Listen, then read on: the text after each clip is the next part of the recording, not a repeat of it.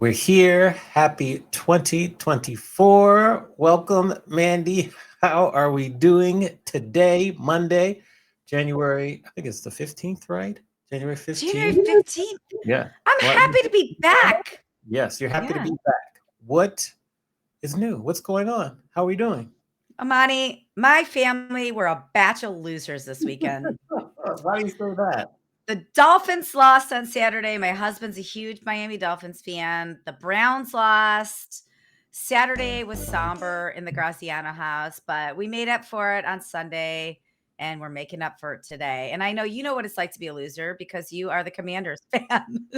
Well, geez, just call me out. Why don't you just let me catch a stray real quick here? Yeah, catch it, catch it. You have to do your sound effect, your wah, wah, Oh, yes, I wah. have a choice here. So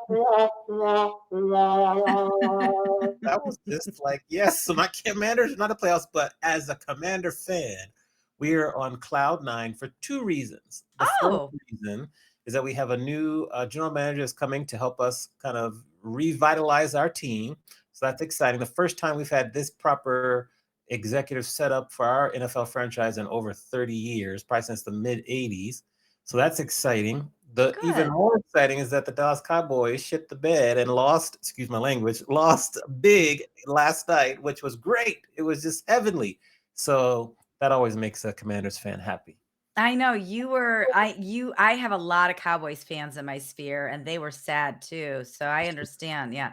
It was kind of a wild weekend. It was literal wild weekend because a lot of the teams that were supposed to win did not win. And going into next weekend is going to be really interesting. And there's a game happening 30 minutes from now. The Bills, the Yeah, snowed out everyone Bills.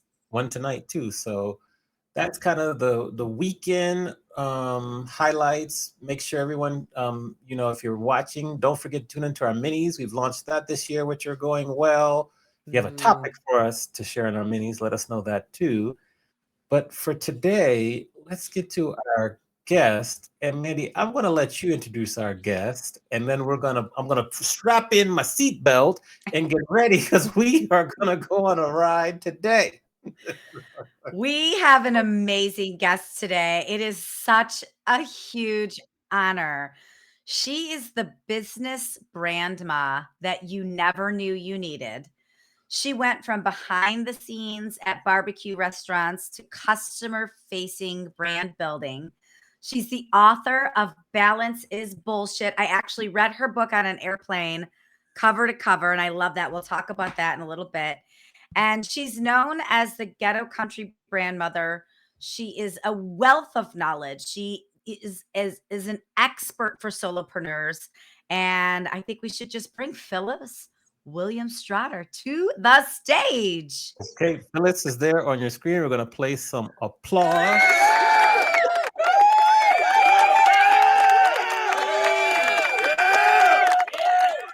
Wow, that's That sounds robust. like my husband. Some new tunes for the year. Some new tunes for the year. So, welcome to Okay. the show. Thank There's so you. many places we could get started, but why do you call it? Heather Cox is in the chat. Hello, Heather. Good to see you. Hi, Heather. Why do you call yourself the brand ma? Oh my goodness. That's a long story. So I'm gonna try and give you the really short version. There was a time in my life where I was trying to get pregnant by any and everybody because I always wanted to be a mom. That was years and years ago. But it took me a while, and I think it took me getting married to realize that I've always been a mother, even though I hadn't given birth to a child yet, and understanding that. So now being the grandmother, and now I do have a 16-year-old. Oh yeah, them teenage years is for the ugh. But anyway, but being the grandmother, I get to bring that level of nurturing to my clients. It's like I talk business, but I nurture through business. I don't just tell you what you have to do, what you gonna do, or tips and tricks. I get to nurture through that process just like any other mom does. I don't get to take mom's place, but trust and believe I'm trying to get you paid. She's trying to get something else. She just wants you to be a good person. I want you to be a good person that's paid. How about that? Aw. Yeah, we like that. There's many ways we could take it, but I'm curious for you, as you're a branding expert, what are maybe the top 3 or 4 mistakes that people make with regard to their personal brand? Um, they have this thing where they think that they can't scale a personal brand, and that's only because they're trying to rely on their own name. So we have time, I can't remember my name, so why would I expect anybody else to? But they try and rely on that, so they think they can't scale from a personal brand. They think that scaling is scary because they now have to hire or employ or staff or whatever word you want to use. And staffing is not a bad thing, sweetie. If you can afford to have somebody take some stuff off your plate, then please, by all means, take that off your plate. And then the third thing is that with personal branding, it's not personal, it's business. This is an asset, it's something that you use to make your money. Your brand has all kind of assets. So to add your personal brand as one of those assets, sweetie, it's about money. So don't take this shit personally. Seriously. Mm, okay. Earmuffs. Mandy, over to you. Money.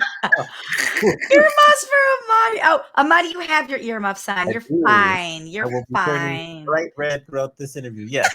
Carry on. Amani's he's such a delicate flower, Oh, Where Amani. are my pearls? But anyway, Phyllis, I want to talk about you being with your husband in the restaurants and then, supporting him, giving him the talking points because he's a ham and he's on the video, he's on the news, but you're helping him with this business. The two of you are running these barbecue restaurant businesses together.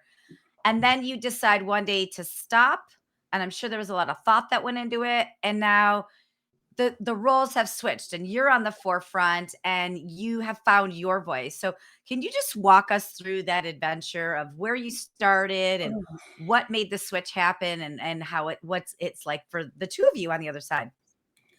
With us, it was always I was behind the scenes and Neil was the face. I call him a media whore. Anybody offended by that, don't be married to me. But he was what I called a media whore because he had no problem getting out there and telling people that, a barbecue, barbecue, barbecue. That was his thing. That was his shout. And he was Big Mister. And back then I had the bad habit of telling him, it's like, sweetie, at the end of the day, it's your name on the door. So all responsibility falls on you. That's a shitty thing to do to people. Don't do that. Um, but in doing that, because I wanted to run our business a certain way, I started venturing out. I have no problem going to networking events. I kind of don't like them, but going to networking events, talking to people, figuring out how I can get him where he wants to be. Food is his love language, and I wanted him to be in love with what he was doing. So venturing out, trying to get all this knowledge and this information and so forth, I realized that, you know what, I should not be, I don't even cook on purpose. I should not be owning anybody's restaurant. And it was just all of the different things that I was finding out about branding, about marketing, about networking, about sales, and about schmoozing. And it put me in a different mindset. So I lasted for about 10 years working with him. And as much as I support my husband, as much as I love him, and as much as I'm not afraid of him, I was afraid of this conversation of telling him that I don't want to do this with him anymore. Because I'm like, this is my ride or die. This is my dude. And to not do this with him was going to do something to our relationship. And I had never feared for our relationship before, but that was a very hard conversation. And I kept tiptoeing around it because I promise you, I fired myself and I quit multiple times without really meaning it. But then one day I just mustered up the courage, like, baby, I think I'm done. And he said, what do you mean? I said, I don't want to do this anymore. I said, I just want to be married to you. I don't want to be in business with you. I love you a whole lot. But if we stay with this, sweetheart, we're going to be sleeping in separate bedrooms or something. But it was having that conversation with him. And he said, well, what you going to do? And so I started explaining to him what I wanted to do, which originally was to coach kids in starting businesses because we brought our daughter into the business very young. But the more I studied and learned about that, I got to working with adults. And then you top that off with the pandemic and restaurants closing. So it was just a progression. But having that conversation with him and saying I was going to do this, and then finally making the decision to do it, I asked him, what are you going to do? He said, I'm going to roll with you. So we had the conversation in June. We put out the notice that we were closing on July 3rd. We sold our house as is. And by August, we went from living in LA to living in Oregon. That's how quickly it happened. And people think I joke now and said, but my whole personal thing about doing what I do is turn my husband into a trophy husband. That dude makes my coffee, he does my laundry. The least I can do is pay for the bills. I don't have a problem with it. Yeah. But yeah, it was just a natural progression for me. But it took me a while to find my own voice. I'm loud, I know that, but finding the wherewithal to actually promote something that just had my hands on it was hard as hell. I understand why people struggle because they think they're talking about themselves and they're promoting themselves, and some people that's fine. But for someone like me who wants to give everybody else the credit, that shit was hard. And I Mm. excuse me, I had to get into that mindset. This is not about me, this is about them. I want to see people survive and thrive. So once I realized, sweetie, get over your nerves because it was never about you. If you truly want to help people, then open your mouth and help people. Because as long as you're quiet, there are going to be people who continue to struggle. And once I took my value off of it, my nerves, my whatever I was going through off of it, then it became a lot easier to be vocal about, you know what? Can I help you? Gonna cost you some money, but can I help you? Yeah. Yeah. It's Yeah. so powerful. I think people, you said so many things in there. I have so many questions on, but I think a big takeaway from that is people, they get nervous about promoting their own business and they forget they're helping people. And I think I heard you say you've taken help off the table. You say nurture. Yes. So can you Yeah. talk a little bit about that? I noticed it on your website and I heard you talk about it in an interview. So can you Hmm. talk about how people talk about themselves? They don't have to say I'm helping people, I'm nurturing people, Yeah. and examples like that. Yeah. The I always tell my clients and anyone who will listen, stop saying the word help. You do more than help. People know how to self-help. They know how to take a class, do a thing or whatever. So there's something that they're coming to you for that is beyond help. It is to gain knowledge, it's to get a solution, it's to fix something. So you're not helping. What you're doing is like, you know what, you're activating, you're starting, you're tempting, you're creating desire, you're doing all these things because they already know how to help themselves. That's like saying my husband won't cook me a steak, so I'm gonna go make me a peanut butter and jelly sandwich. That's gonna help me today, not starve. But if there's something that I cannot do, then that is not you helping, that's you providing a solution. So how are you going to get to that solution? How are you going to activate? How are you going to increase? How are you going to double? There's something that you can use besides the word help, because everybody and their mama, I promise you, y'all could go all up and through LinkedIn, and y'all probably go look at yours too. But you can look all through LinkedIn and people will have in their headlines on LinkedIn, I help so and so do this. Seriously, that's the best you got? And then you wonder why you're not getting any leads on LinkedIn. Nobody's talking to you, sweetie, because they're not looking for help. They're looking for something more than help. I can help myself. If you're going to take my money, I'm going to need you to do more than help. You're either going to do it for me or you're going to show me how to do it. You're either going to increase this amount of money for me because I'm trying to increase my profit margins, or you're just going to show me how to do it myself and it's going to help. So, getting to that point of taking action, finding some action word that can produce something other than help makes you sound more like you know what the hell you're doing. Mm. Sweetie, you can do more than help. You can create a difference. You can create magic. You can do something. It's like Amani could say, I can make you get up and dance. I ain't helping you do nothing, but I can make you get up and dance. So it's Yeah. that kind of thing. It's like I can increase your sales. That's an increase. That is not help. So there's these action words that you can go and find that really apply to you that can just roll off your tongue on the regular. Sweetie, I'm a grandmother. I nurture. That's what I do by nature. It's not just by circumstance. So what is that thing you do by nature other than help? So you mentioned a word there. We talked about action and people taking action. Why do you feel that a common struggle, particularly amongst entrepreneurs, is people struggle to take action? They talk about it, they might procrastinate, but taking action is hard for people. Why do you feel that's the case? Because they were chicken like me. It's because Mm. because like I said, when you put all the focus on you, it's like, how am I going, what is my worth? And I hate when people say that. I'm gonna charge my worth. Sweetie, you're priceless. You cannot charge enough money to charge your worth. You are not a oh, I'm not even gonna say that because I was gonna say something that folks are gonna be mad about. So I won't even say that word. But if you put a price tag on your ass, then that's selling yourself. I'll put it that way. And that's not what you're doing. So when you decide that you're going to go out here and you're going to take action, the type of action you take is what is conducive for you to do. I'll put it that way. I was talking to my husband this morning, give you an example. I was talking to my husband this morning. I've been bragging on him about his brand and his voiceover and all of that kind of stuff for a minute. So this morning I was talking to him about being on LinkedIn. He sucks at being on LinkedIn. And I'm like, baby, if it's not conducive to you taking action on it, get your ass off of there. Period. If you know that you live on IG and all of that kind of stuff, then go over there and work your magic. Don't sit over here and do something that seems like work. If it's work to you, then you can't find any joy in it. And so if you're trying to figure it out and how does it, who gives a rat ass about an algorithm? But if it's going to make you take action, when you get up in the morning and say, I get to do this, not I have to, I get to do this, then it changes the type of action that you take. So if you're going to take the action of, you know what, I want to talk to some folks today about this particular problem. I get to do that. That's part of my joy, my bliss, my whatever. So you're able to take action on it. But as long as you see something as a job, which is not what you get into business for, then you will continue to procrastinate. And then also, as you continue to focus on yourself, if you're not narcissistic, sweetie, that's going to leave you stuck as well. Because looking at yourself and trying to talk about, oh, I'm good at this, that's some hardship for some people to do because we've always been taught to be humble. You know what? You shouldn't brag on yourself, but I'm good. Why shouldn't I brag? Because I don't even see it as a brag anymore. I'm just telling the truth. Can I state this fact and move on?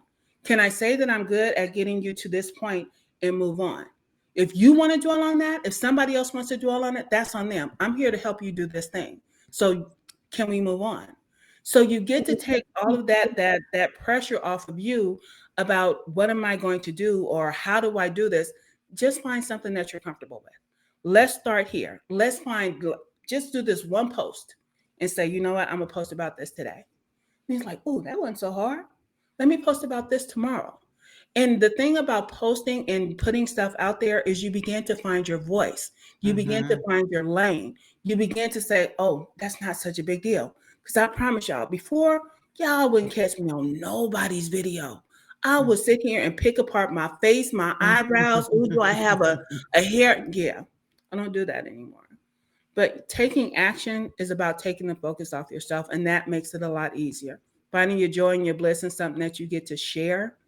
Sweetie, sharing this thing about personal branding and finding your voice and speaking up for yourself. Oh, I'm here to fight. Come on, let's do this. As a follow-up, you mentioned LinkedIn. So two questions for that, then I'll turn it back over to Mandy. Why is LinkedIn important to you, and how beneficial has LinkedIn Premier membership been for you in terms of your business and your business growth? Okay, so LinkedIn is my place of choice, even though they kicked me off for 3 weeks. A lot of people don't know that they kicked me out for 3 weeks, and I think it's because of my headline. Amani, in case you want to know. So we read the headline just because read it. Shortly after I changed that, a couple of hours later, I was kicked off. But I still came back, and I fought to come back because LinkedIn is a platform that is like no other. It is you being able to stand out as a business owner, a business leader, and all of those type of things. Whereas I feel IG is more performative and you're expecting me to stay on trend. I don't have to be trendy on LinkedIn. LinkedIn is actually saying that, you know what, we're not trying to make you go viral. We're trying to give information and have impact with certain people. So being able to do that, and especially when I talk about separating my personal life from my personal brand, sweetie, I don't have to bring anything personal over here. I get to bring business over here. This is how I handle business. This is how I do this thing. So LinkedIn is my place of choice because if I go over here, it's like, well, keep up.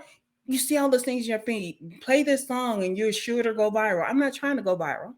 I don't give a flying fig about going viral. What I care about is helping people and helping people speak out for themselves and support their businesses and all of that kind of stuff. And as far as the premium side, I only recently did that because I wanted to get a closer look at who was I actually helping with my content. I do it more for the more in-depth analytics than I do for trying to chase people down and dip into their DMs and all of that kind of stuff.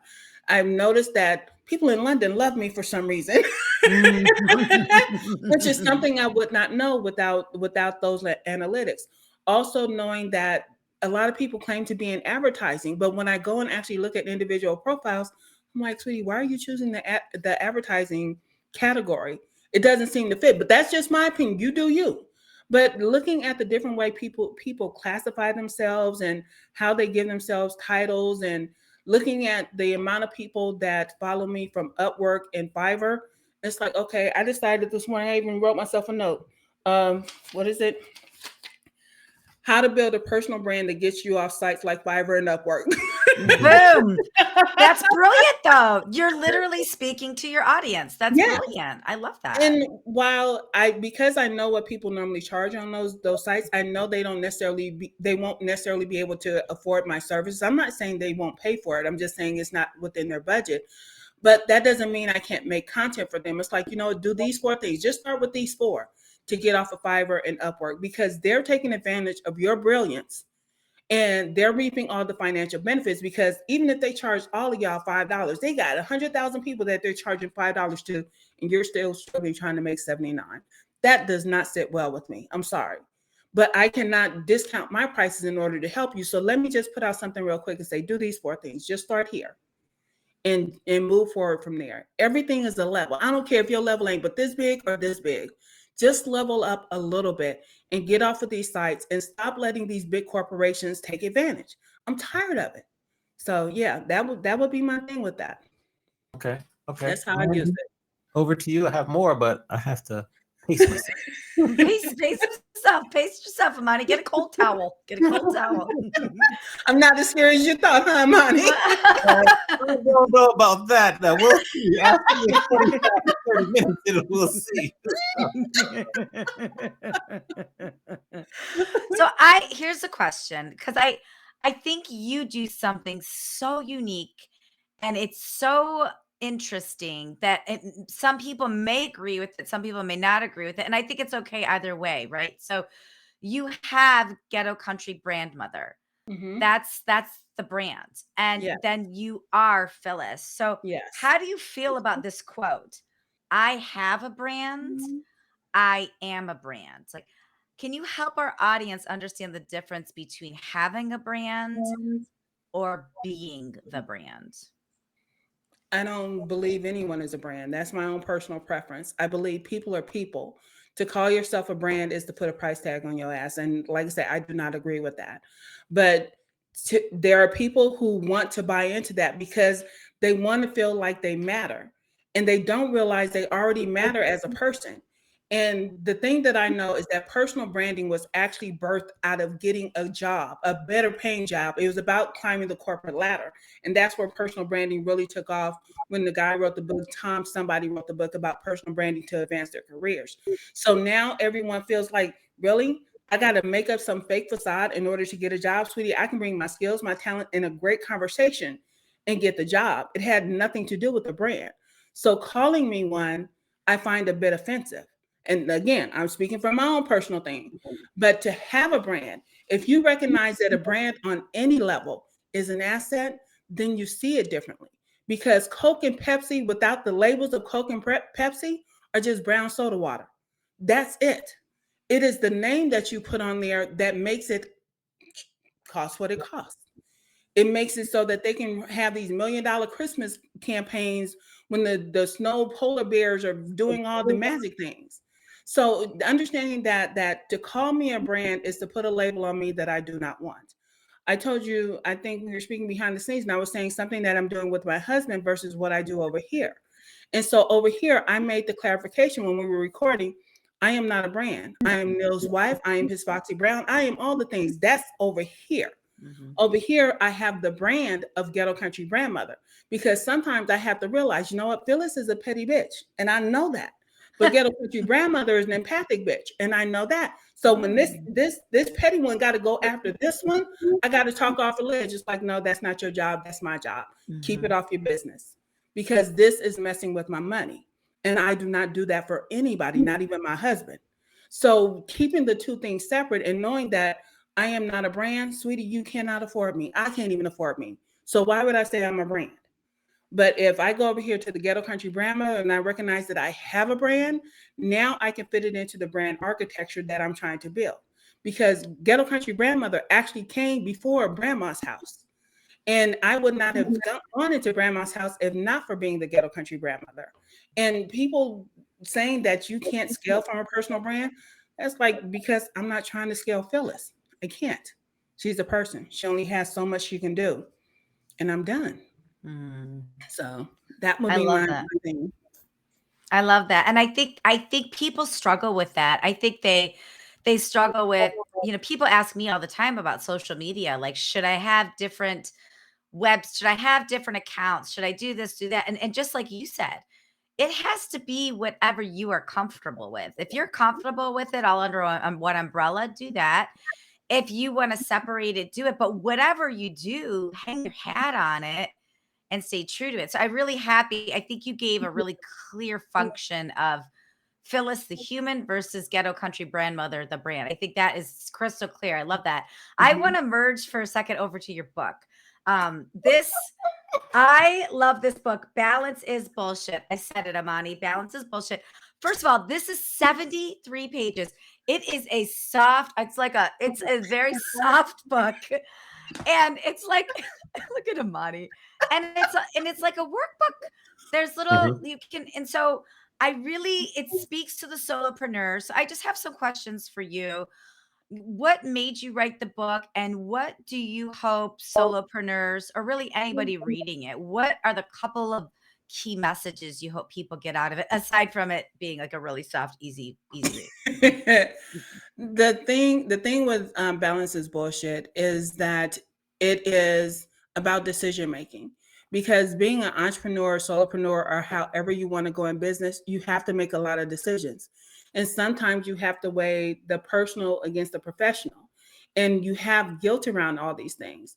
In my former business, my own personal brand back then was Mrs. Mister, and I told people my husband went to bed with Mrs. Mister more than he went to bed with Phyllis, because Mm. she was always on, and people called her name, and I was instantly transported into, oh, let me put on this facade and all of that kind of stuff. So I got caught up in this identity crisis, because as the more I was Mrs. Mister, the more I felt like, you know what, I'm neglecting my marriage, I'm neglecting my daughter, I'm neglecting myself, my relationship as a daughter, as a sister, all of these things. And when I wrote Balance is Bullshit, the thing that I had to rectify once I left that is that, you know what, you made the decision, live with it. So if you have some type of way to have some checks and balances, I don't believe in balance, but if you decide that, you know what, I want to devote more time to this thing, and you see that you're spending all your time over here, why are you feeling guilty about the shit you didn't do? I cannot go back and be a mom to a 5-year-old. My daughter is 16. So why am I still feeling guilty? I can't go back and rectify something I said at work based on some shit that happened at home. I can't fix it. So why am I feeling guilty? So it's understanding that once you make the decision that I did it, I'm gonna live with it and I'm gonna learn from it. I'm either gonna learn from it or I'm gonna do it again. And once you're able to be okay with the decisions you make as a business owner, then life becomes a lot simpler. If your family's like, you never around, you always working. Yes, I am. Mm. What do you want me to do? I like what I do. I'm a workaholic. But when Neil comes in here, if he came in here right now and shut this computer, y'all would be like, bye. I'm going to my husband, because I'm Mm. always trying to stay married. Yes, I hear that. I hear that. Yeah. So is understanding that the decisions that I make impact more than just the decision that I make. Is if I say yes to this, I'm saying no to everything else. And you have to be okay with that. You can't feel guilty. You can't be remorseful. You can't go back and undo it once you've done it. Sitting here living in regret is what leaves us stuck. It's like, oh, I'll never do that again. Sweetie, we've done a whole lot of stupid shit over the years of our over the Mhm. course of our life. So be okay with the decision. And if you feel it was a bad one, then learn from it and don't do it again. Mm. But don't sit up here and wallow in it. That's it. What was Powerful. your inspiration to move from LA to Oregon? Why Oregon? A No offense friend to people watching or listening from Oregon, by the way. I'm just curious. a friend of mine, she actually lived in Oregon. She was one of my besties. She's mad at me now, so we haven't talked in a while. But she was one of my besties and she was living in Oregon. We told her what we were getting ready to do. She's like, oh, move down here with me. I don't have any black friends down here. It's like, you don't have any black friends when you lived here. So Sounds like Amani scolding me. Carry on, keep going. yeah. But yeah, she had a place, and the woman who was like a mom with her had recently passed, and they had been sharing a home. So, and she was the type of person, she never really lived alone. In all the years that I've known her, she went from living with their child to living with someone else to living in their home. And I think that she just needed that security blanket.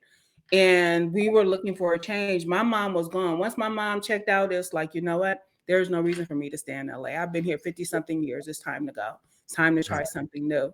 So when she made the offer, it was an easy decision.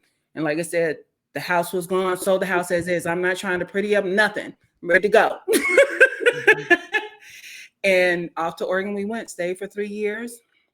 And then my mother-in-law was getting up in age and we wanted to come be here before she checked out on us. We missed it by 2 weeks, but we've been here Oh, I'm so for sorry. yeah, thank you. But we've been here almost 2 years now. And Neil and I were talking the other day. It's like, okay, baby, where are we going next? You would think at damn near 60 years old, I would sit my ass down somewhere. It's time to go. But it's time to go. It's time to go. So When yeah. you when you meet, I'm going all over with the questions today because so many No, things are do in your my. thing. Do your thing. When you meet people, let's take Mandy and me for example. I'm curious about advice you'd give us to really maybe if we're looking to increase our business for the year. So Mandy and I were both professional speakers. Mandy also has her own training business. I also am a professor at Cal State University Fullerton. I'm a DJ. We're both authors. We do three or four main things at a minimum that bring us income. Hmm. Some people say you need to focus on one thing. We think differently. What advice would you give to people like us who have multiple streams of income if they're trying to grow their business? The thing I look at with that is that people have shiny object syndrome. I have it as well.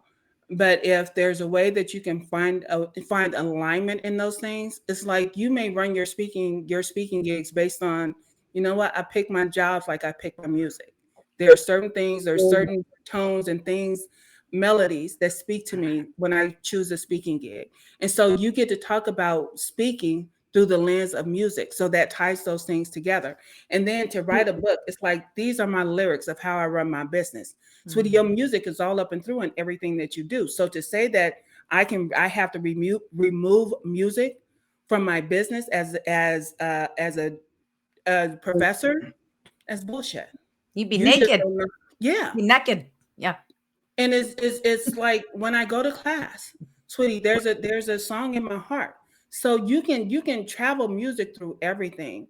And people just now they get it. It's like I remember once I was listening to TD Jakes and he was talking about flying with one of the other pastors, and they're sitting in the chairs and the dude is playing the piano on the back of the seat that's in front of him. And it's because music is so much a part of his life. He does not need a keyboard to make music. So the fact that you're doing it in a classroom, sweetie, my music didn't leave me. So, Mhm. but when I talk about how I want to make money, which one is more profitable to me?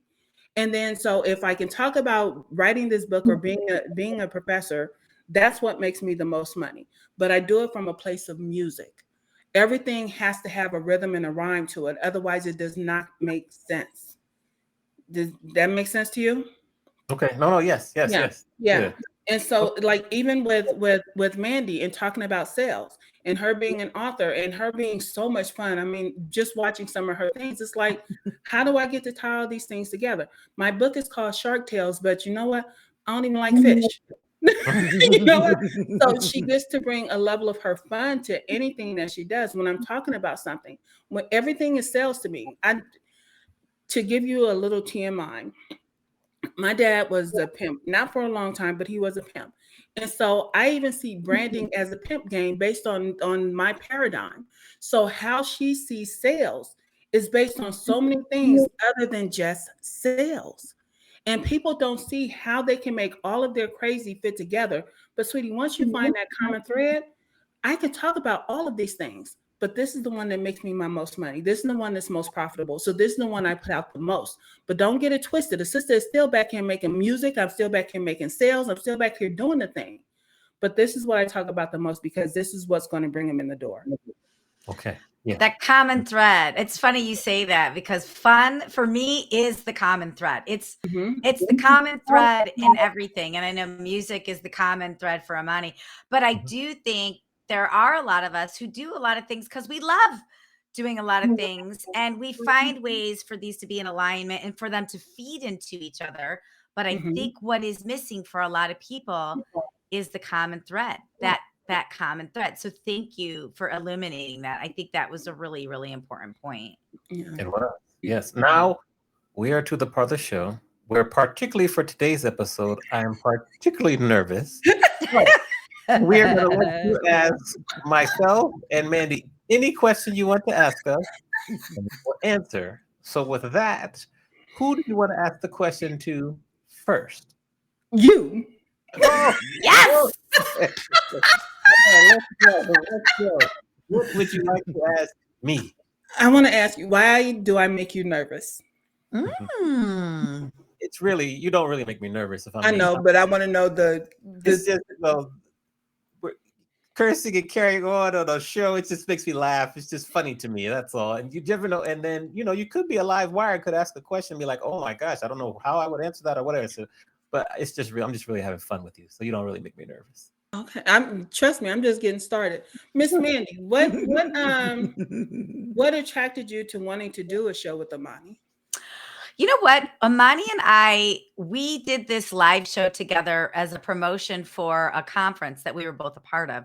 He was the president of the organization. I was just a volunteer on the education committee, but we seemed to be the only two that wanted to do this or knew how to do it or whatever.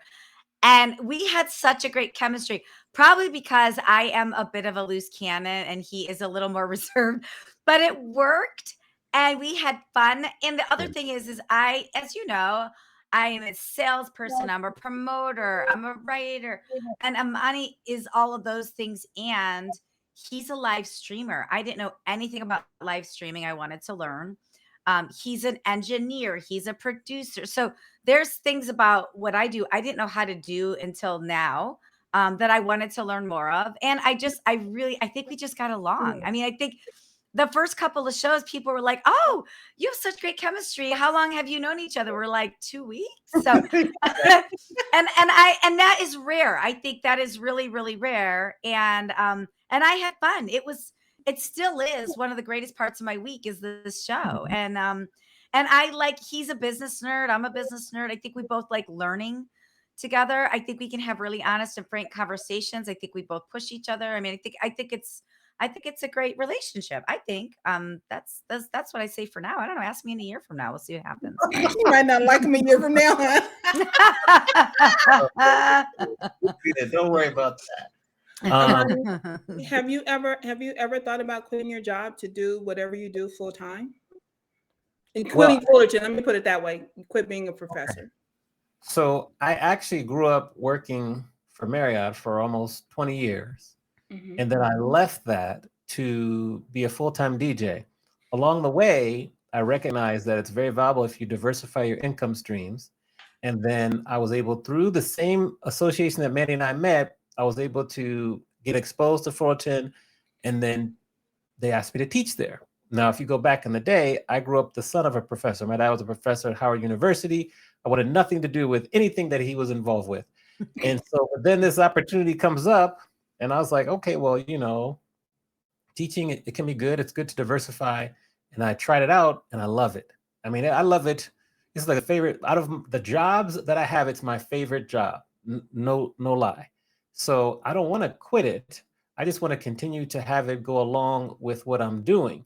Now, as an author, got a second book coming, as a speaker, I definitely want to do more of that. But the way I have it set up now, it fits very well. And I have to be there like 1 day a week, maybe 2 days a week. So it's not like I'm there 5 days a week. So it fits really well with my schedule. Now, when I'm grading papers and projects, that's on the other off days. That's a lot of work, but I love it. So I don't mind the work. And we're talking about the music through line, the red thread.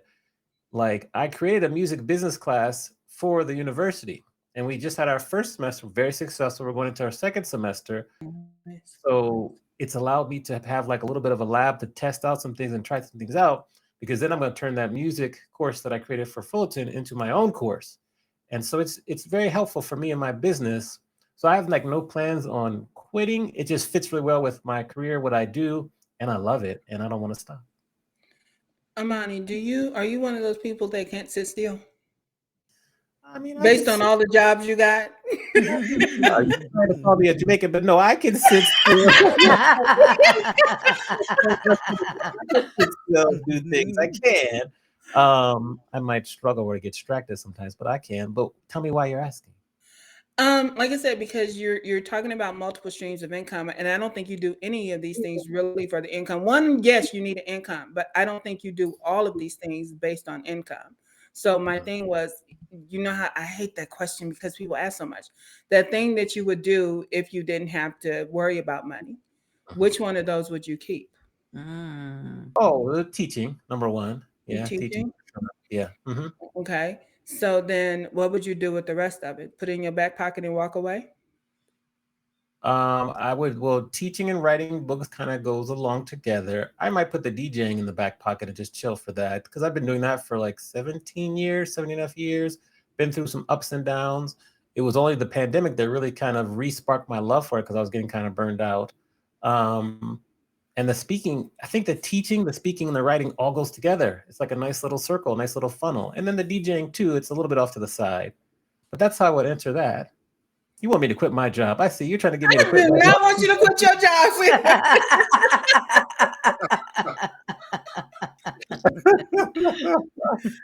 And Mandy, my thing for you is like when you did Shark Tales, the book, Mhm. did you ever see that being what it is and growing from what it is?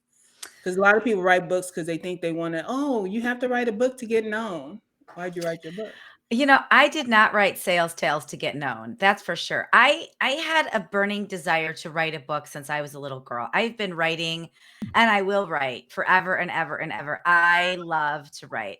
And I believed that my mom would be the only one that would buy or read my book. Maybe buy it, maybe not even read it. I didn't think past. I honestly didn't, when you find a publisher, I didn't think past what market, and I should because I'm a sales and marketing expert, right? I didn't think past what it looks like once it's published. Like I didn't think, oh, now I got to market this thing. Oh, groups of people are going to be reading this. Oh, hotel sales teams are going to make this a book club and read a chapter a week and ask me to come and coach them. Like I didn't think about that. I really didn't have that vision.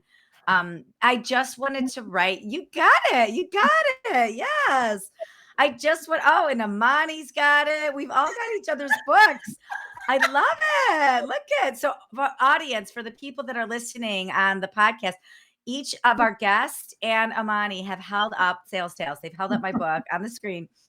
Yeah, so I mean, I'm a writer and I love to write, and I didn't think through it. Now that I've gone through it one time, I've got another book in the works that'll probably come out next year sometime. I've got another book that'll probably come out a couple years after that. So now I get the process and I love the process. I love writing an outline. I love writing the book. I love the marketing piece of it. So now that I get it, I love it even more. But I never decided I want to write a book to be known, or I want to write a book so people will like me, or I just literally, it was like this poison. And I hate to say it like poison, but it was like I had to get it out. Like I had to get it out of me. And then once I got it out, I'm like, oh, I got so much more. Like I just gotta keep getting it out, kind of thing. Now, Mhm. what does 2024 look like outside of doing the podcast? What does 2024 look like for you too? You first, Amani. So I have a second book coming out. That's going to be a big project for me in 2024. In addition to that, I'm really working on branding because I want to be able to communicate what I do very effectively and very succinctly, so people know what I do and can refer me different pieces of business or different people to meet. In addition, 2024, I'm really trying to work on sleeping better. So improving my sleep habits and really kind of getting better rest. That's really high on my list of things to do. Those would be the three things. Okay. What makes you have more poor sleeping habits? Do you know? Have you identified it? Not yet. I think part of it is maybe spending too much time in front of the blue screens, too close to going to bed, not keeping a good routine. Maybe diet, also what I'm eating, vitamins. Even got a weighted blanket that I'm trying to use. Like I'm not playing Oh. around. So Oh, okay. He's trying to go to sleep. Trying to- all he wants to do is sleep. Just let the man sleep. yes, yes. Wait a minute. Do you take naps? No, not as much as I should. I do not. No. Nap as a grown person is a lifesaver. Oh my goodness. I will jump Mm. in the bed and I've been up since 4 o'clock. Watch me take a 10 o'clock nap. Yes. Phyllis, what about you? What are your sleeping patterns like? What's your any Uh, sleeping advice for they Amani? suck. They actually suck because I'm one of those people. I don't know I don't care what time zone I'm in. Once I get acclimated to the time zone, I wake up at 2:30. And Mm, it's just something that happens. And sometimes I can go back to sleep, but on other times, and this is why I say decision making comes in. If it's still 30 minutes later and I can't go to sleep, I'll get up and I'll go to work. And that's what I love about being my own entrepreneurial self. It's like I can get up and do some work from 3 o'clock to 8 o'clock. They start milling about, my husband and my child start milling about, you know what, close the door, I'm going back to bed because I've had enough. But I don't feel like I've wasted time because when you stay in bed and you try to go to sleep and then you finally go to sleep when the alarm's about to go off and then you feel like Mm, you're dragging the rest of the day. I yeah. don't feel that. And I don't feel guilt about taking a nap at 8 o'clock in the morning. Sweetie, I've been up since 3. What the hell? I'm mhm, going to bed. mhm. But I've also I've also accomplished something. I got some marketing done, or I did some writing for a client, or I sent out the emails for the client and different things like that. So as long as I've done something productive, because otherwise I'll lay in the bed, like you said, Amani, and I'll be at the blue screen because I'm taking my phone and instead of waiting for it to be an alarm, I'm playing a game. Yeah. So I stop it, get Yeah. up and go do something, and then you can go back to bed and you can play a game later. Yeah, I'm trying to get better habits of money. I get that one definitely. Not around sleep, but just around, you know what? Take the games off your phone and go to bed. yeah. I wanna switch gears here for a second, if Uh-huh. that's cool with everybody, is you have such a bold brand, and you're so clever, and you rhyme, and you're wordsmith, and you've got all those great things about your brand, but it's taken a while to get there, right? So, Mm-hmm. if you can you harken back to the time when you didn't quite have your voice yet and consider some of these entrepreneurs that are at large corporations that want to bust out and be an entrepreneur, or some of these entrepreneurs that are just hiding behind this thin veil of who they are or who they can be. Like, what advice do you have for people to illuminate their voice, to bring out their voice, to be who they really are, as a brand or as a No, human? and I get it because a lot of my clients, one of the things is that they're, especially because most of my clients, I prefer older clients to younger clients, but even in younger clients, they're afraid of judgment. And people are assholes. So the thing, I'd never tell anyone to be confident, but sweetie, find some courage. I don't care Mhm, what it is, not liquid courage. I don't want you drinking to speak up, but mhm, finding something that makes you courageous. I tell people I'm not confident, I'm courageous. I will get up and do some shit. I'm not jumping out of a perfectly good plane, but I can find enough courage to get up on stage and say something. So the for people who still have a job, they have to kind of tiptoe around not losing their job if they still need it. mhm, So understanding how far you can push the envelope and still not fall off the cliff, that is a good place to start. It's like I can say this and it won't offend my job or I won't lose my job. But if you're trying to make the big ass leap from this is me professionally and this is me personally, you're confusing people because now they don't know, well, which one is the real you. mhm. And this is why I don't believe in code switching. We've all had those code switching moments where we had to keep our corporate jobs or whatever. I'm not playing that game. So if you know that there's something that you want to stop tiptoeing around, just find that one thing. You don't have to take the full on leap, but sweetie, just find that one thing you're courageous enough to do. Bravery is reactive, courage is proactive. Mm, So if you can plan for it, then you know that, you know what, I don't care, come hell or high water, I'm gonna do this thing. That's you being proactive in your courage. But when somebody comes at you, You can be bold and bad. You know how you reactive and you can be bold and bad and you try to defend yourself. I don't want you to be on the defensive. I want you to be on the offensive. So understand what is that one thing that you can be courageous about that nobody's gonna like, and even if they did, just like I don't care anymore. One that I just wrote this morning, and cover your ears, Amani. Earmuffs, money. So one of the things I wrote this morning, the thing about being in business at my age, I give less fucks. It's not that my feelings can't be hurt anymore. It's not that I'm not sensitive to situations, but if you don't pay my bills or supply my meals, you cannot tell me anything. You can troll me all you want to, but sweetie, at the end of the day, it was never meant for you. It was meant for the people who actually need to hear this and who need to understand that or need that little push or that nudge. It is not for everybody. The thing about branding that you need to understand, even with personal branding, sweetie, haters gonna hate. And that is not your problem. What they say is not your problem. Me and my husband, like I said, we're doing a thing, and somebody said, "Oh, your wife's emotional." Bitch, you do not know me. Don't try me. Because I'm over here being Phyllis now. So this is a whole nother situation. Yeah. Also, what's wrong with being emotional? Like that's so much better than just being a cold robot. Like, let's just be who we are. And sometimes I'm gonna emote, and other times I'm gonna be an ice cold, you know what? Like, it is what it because is. it was something that Neil has said, and they took it as, oh, women. Actually, they were saying that women were emotional creatures, and that should not be a thing. Like, dude, don't try me. That was one of the reasons why I stayed off television so long. When Neil started being on television, I said I was not going to be the angry Black woman in the corner. Because the thing about it is, I was never angry. I just don't take no shit.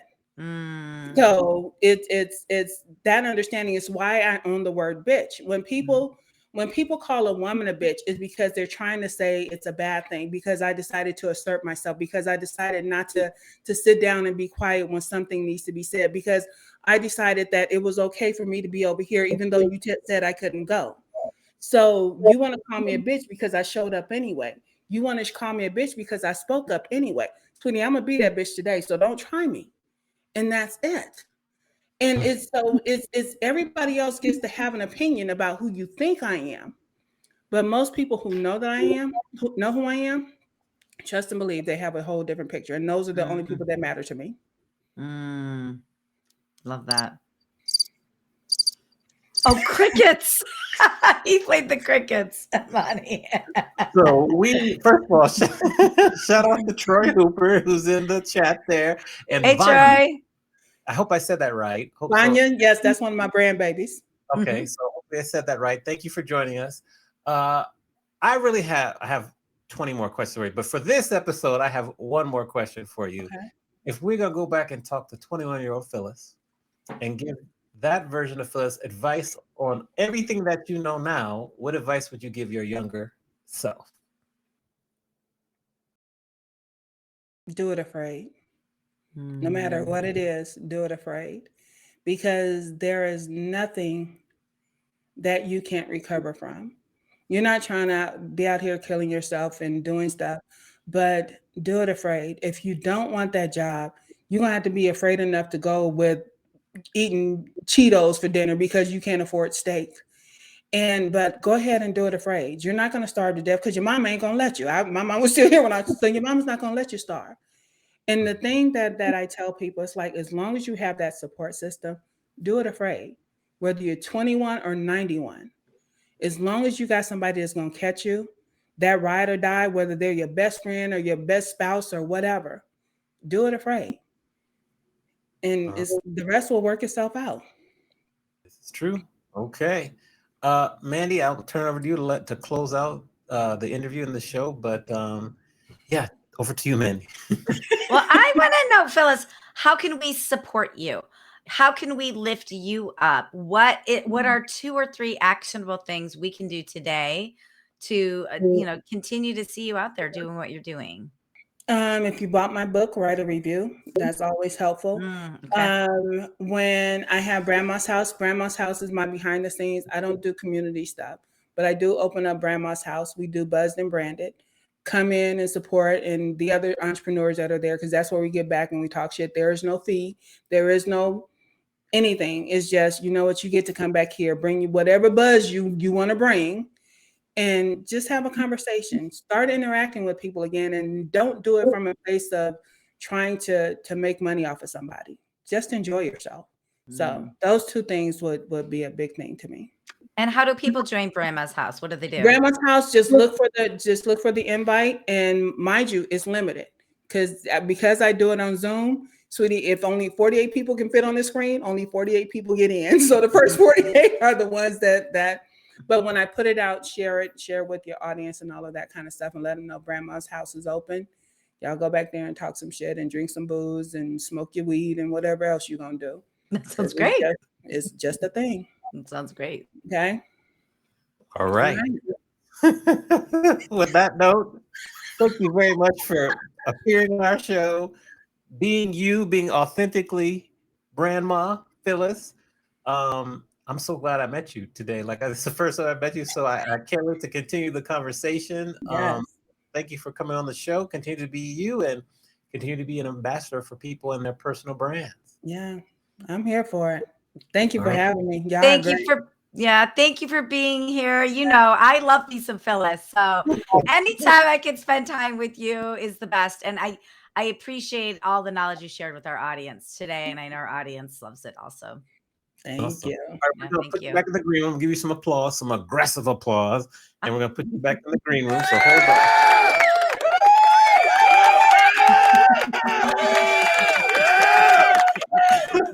That is rather aggressive. So That's good. It's forgive that. aggressive. I like Yes. it. I like aggressive applause. All right. Amazing show. What do we have on tap for next week? Well, a couple things.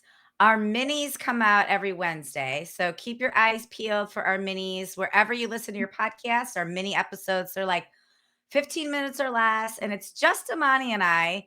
And we've got 2 out so far. One's on sales, one's on music. I just re-listened to our one on music the other day. It is so good.